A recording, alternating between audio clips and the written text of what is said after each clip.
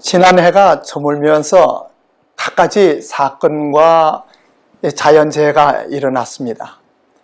미국 남가주에서는 이 세기의 대화재가 일어나 이 3,000채에 이르는 가옥과 건물을 포함해서 이 100만 에이크에 달하는 산림이 불태워졌고, 이에 따라 이 산사태와 홍수가 발생해서 수많은 사람이 죽임을 당했습니다. 그리고 이락에서는 종전 후 여전히 이 테러에 의해 미국 군인과 연합군 그리고 민간인들이 이락을 위시해서 세계 각곳에서 이 죽임을 당했습니다.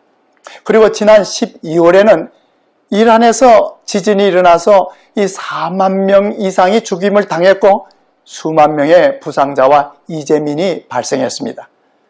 우리는 이러한 사태와 참변들을 보면서 아마도 지구촌의 인류가 죄로 말미암아 임하게 되는 이 불행한 일들이 아닐까라고 생각하게 됩니다. 그러므로 이러한 재해나 사고를 당하지 않고 또는 질병에 걸리거나 어떠한 불행한 일도 당하지 않음으로 인해 이 한 해를 무사히 보내고 이 새해를 맞은 사람들 가운데는 이를 하나님의 은혜와 구원하심으로 인정하고 감사하는 사람도 있는 것입니다. 이 성경 누가복음 13장 1절로 5절에 다음 같은 이야기가 있습니다. 그때 마침 두어 사람이 와서 빌라도가 어떤 갈릴리 사람들의 피를 저희의 제물에 섞은 일로 예수께 고하니 대답하여 가라사대 너희는 이 갈릴리 사람들이 이 같이 해받음으로써 다른 모든 갈릴리 사람보다 죄가 더 있는 줄 아느냐? 너희에게 이르노니 아니라 너희도 만일 회개치 아니하면 다 이와 같이 망하리라. 또 실로암에서 이 망대가 무너져 치어 죽은 18사람이 예루살렘에 거한 모든 사람보다 죄가 더 있는 줄 아느냐?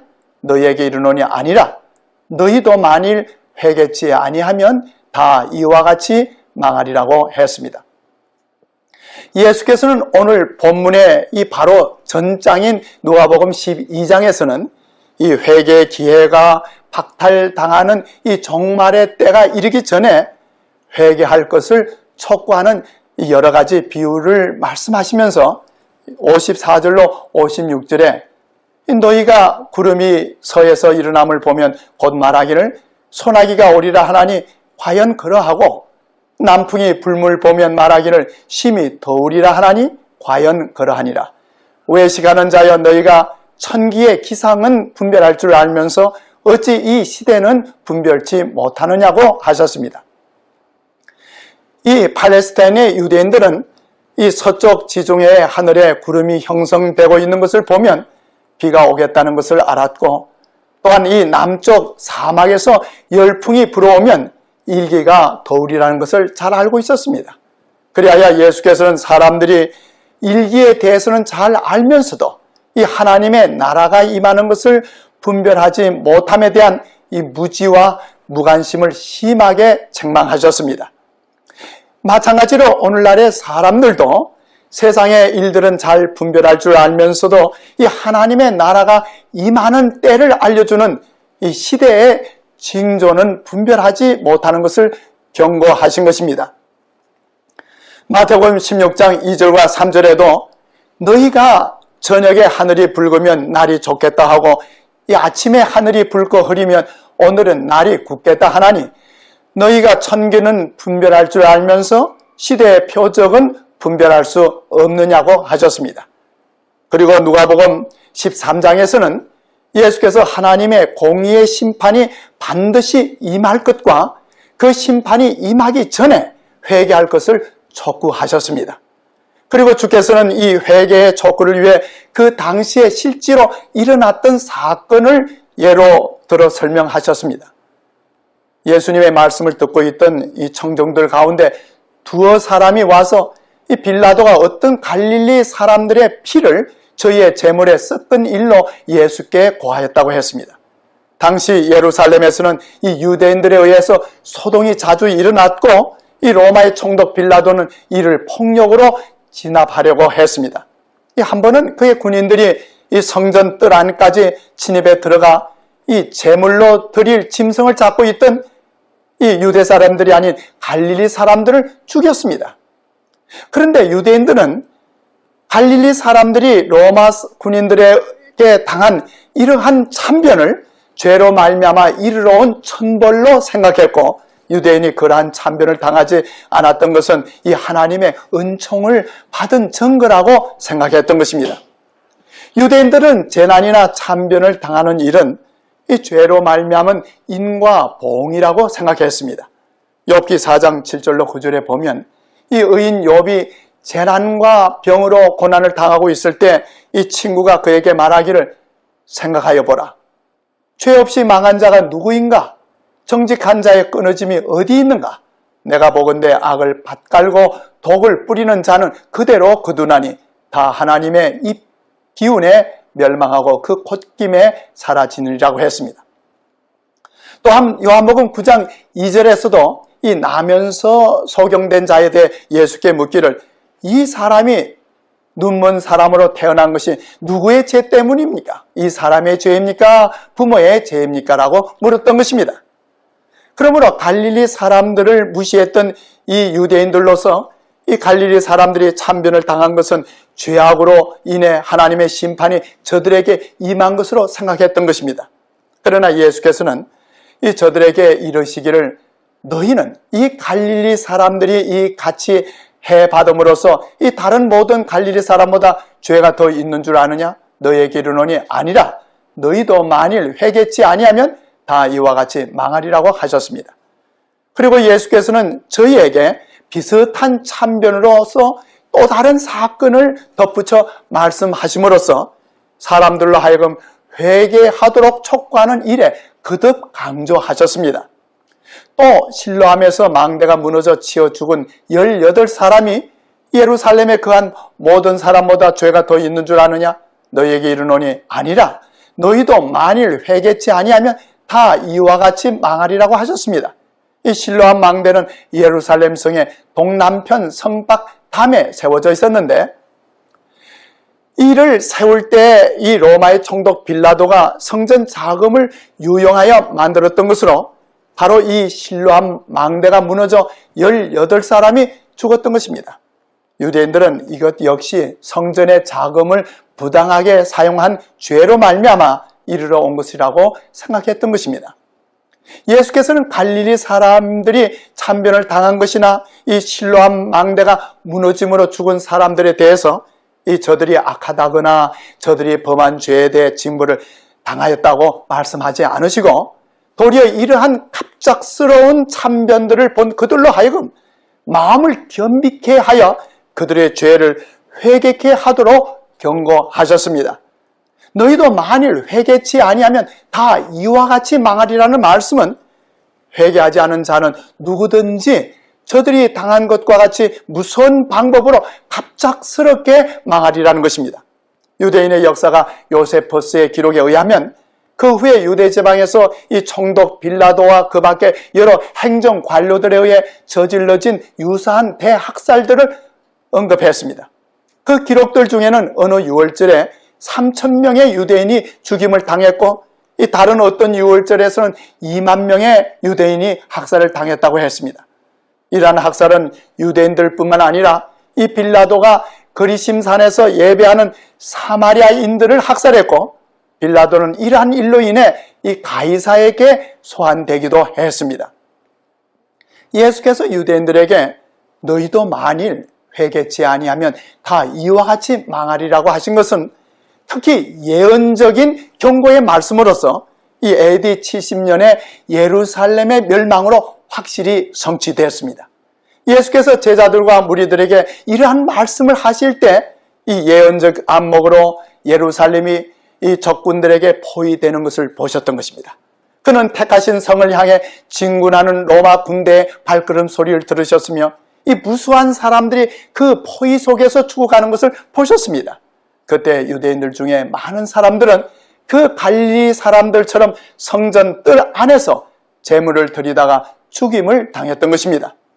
너희도 만일 회개치 아니하면 다 이와 같이 망하리라는 말씀은 죄악을 범하는 그 어떤 국가나 민족이나 개인 모두에게 해당되는 말씀이며, 또한 이 말씀은 오늘날 모든 사람에게 주어지는 경고인 것입니다.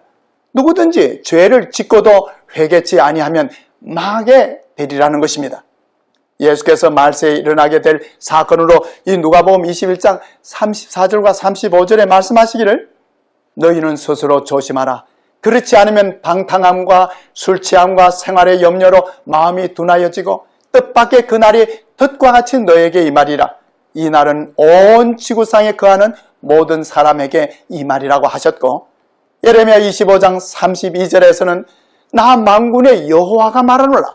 보라, 재앙이 나서 나라에서 나라에 미칠 것이라고 했으며, 잠언 6장 15절에서는 그 재앙이 갑자기 임한 적 도움을 얻지 못하고 당장에 패망하리라고 했습니다. 오늘날에도 이러한 참변과 재난이 우리들에게 시시각각으로 몰려오고 있으며, 이 머지않아 이 지구상에는 미정유의 대재앙이 일어나서 이 하나님 안에서 피난처를 찾지 못한 모든 사람들을 덮칠 것입니다. 그러므로 예레미야 17장 17절에 주는 내게 두려움이 되지 마소서, 재앙의 날에 주는 나의 피난처시라는 말씀이 오늘날 우리의 기도가 되어야 하지 않겠습니까?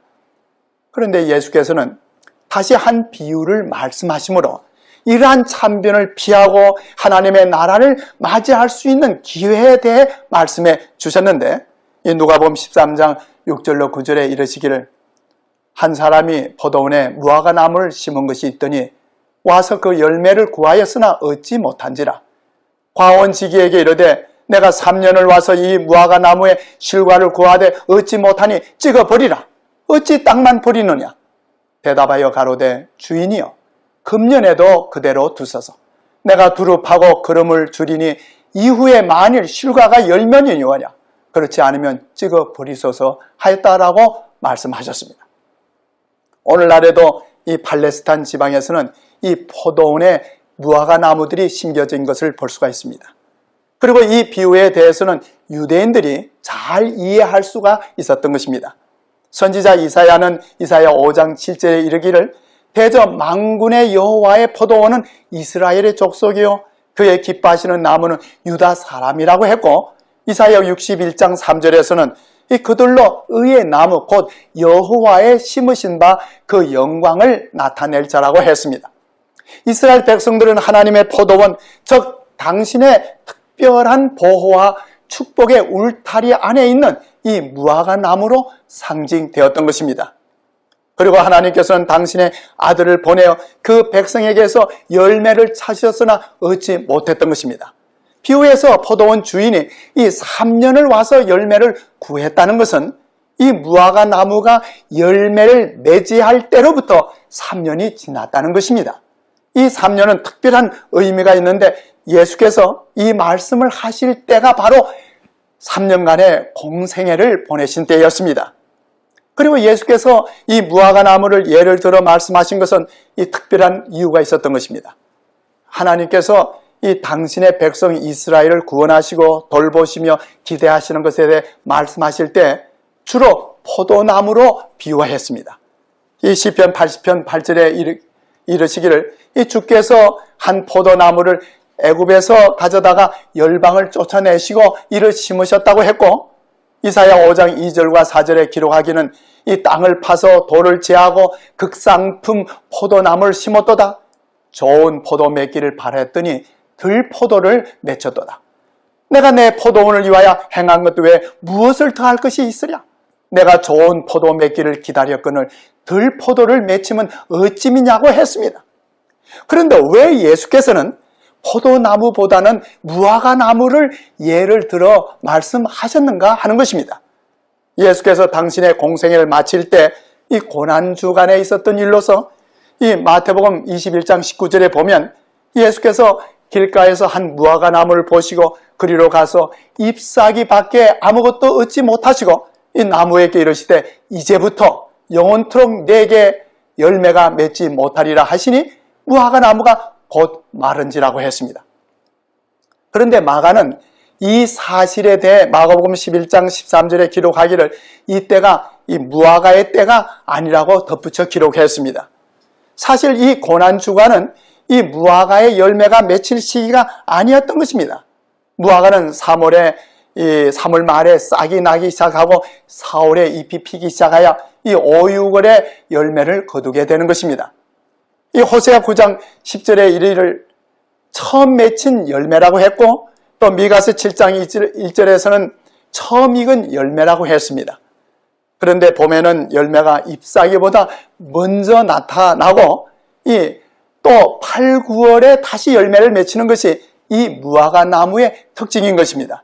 그런데 이상하게도 예수께서 보신 이 무화과 나무는 때가 아님에도 불구하고 잎사귀가 무성했던 것입니다. 그러므로 잎만 무성하고 열매가 없었던 이 무화과 나무가 당시 유대인의 영적 상태를 잘 나타내 주었던 것입니다.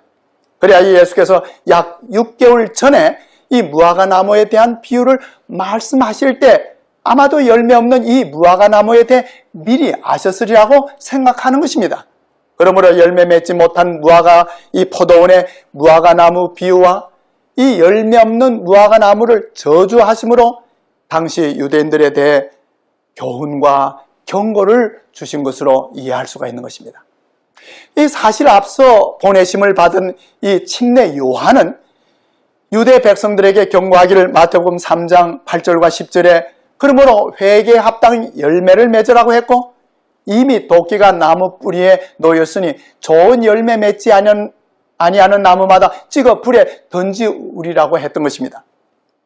예수께서 말씀하신 이 열매 맺지 못한 무화과 나무의 비유에서 이 무화과 나무는 당시 유대인뿐만 아니라 오늘날 그리스도인도 상징하는 것으로 이 포도원 주인은 하나님, 그리고 과원지기는 예수 그리스도를 상징하는 것입니다.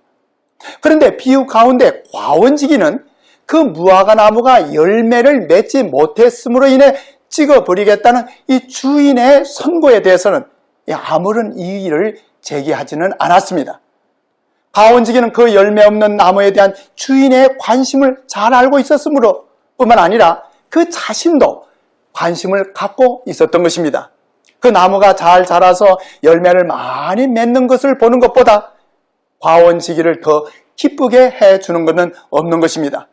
그러므로 과원지기는 그처럼 희망이 없어 보이는 무화과 나무이지만 가꾸기를 거절하지 않았고, 이 무화과 나무에 대한 더 관심을 가지고 손질을 하기로 마음먹었던 것입니다.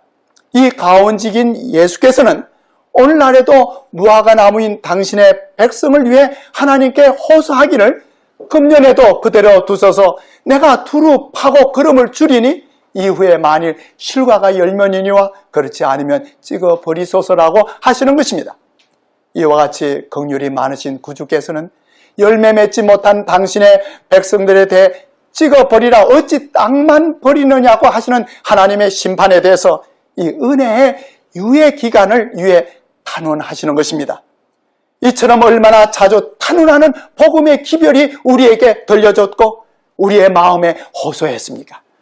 그러므로 오늘날 그리스도인들에게는 그리스도의 아름다운 품성의 특성을 이 갈라디아 5장 22절과 23절에 말씀하신 성령의 열매가 품성과 이 생애에 맺혀져야 하는 것입니다. 사도 바울은 빌립보서 1장 11절에 예수 그리스도로 말미암아 의의 열매가 가득하여 하나님의 영광과 찬송이 되게 하시기를 원한다고 했습니다.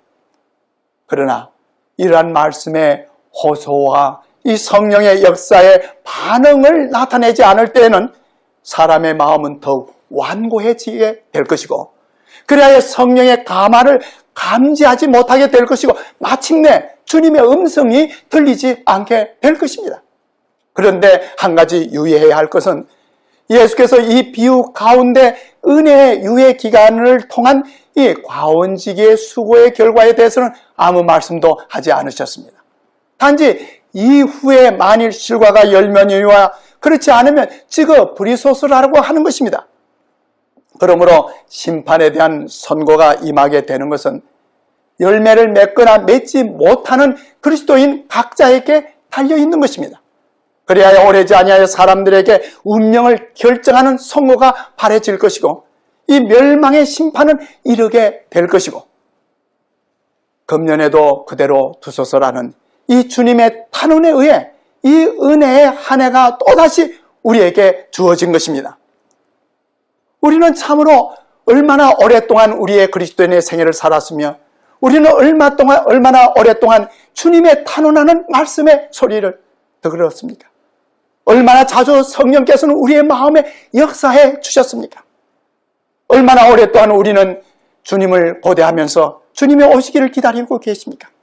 그러나 바로 준비되지 아니했을 때 주님이 오시는 것은 우리에게 마지막 멸망을 선고가 되는 것입니다.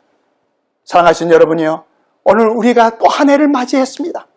정말 이 한 해야말로 우리가 진정 하늘의 하나님과 예수 그리스도께서 바라시는, 또 성령께서 우리에게 감화를 주시면서 오늘 우리로 하여금 그리스도의 아름다운 열매를 맺도록 하시는 이 주님의 바라심과 이 소원이 우리 각자들의 신앙에서 이루어져야 하지 않겠습니까?